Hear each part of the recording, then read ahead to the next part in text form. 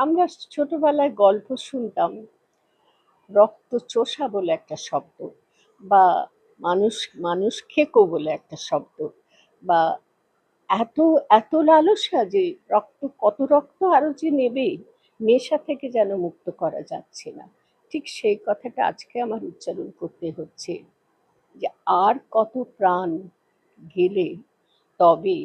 এই রক্তচোষা প্রাণীটির, মানুষ শ্রেণীর অন্তর্ভুক্ত প্রাণীটির রক্ত পিপাসা মিটবে, হত্যা পিপাসা মিটবে, ক্ষমতার প্রকাশ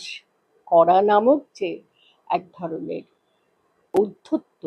সেই ঔদ্ধত্যটা মিটবে। আর কত প্রাণ গেলে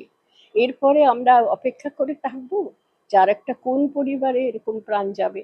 হয়তো 16 বছরের কন্যা, অথবা 17 বছরের যুবক, অথবা 20 বছরের তরুণ, এমনটিকে আমরা ধরে নেব?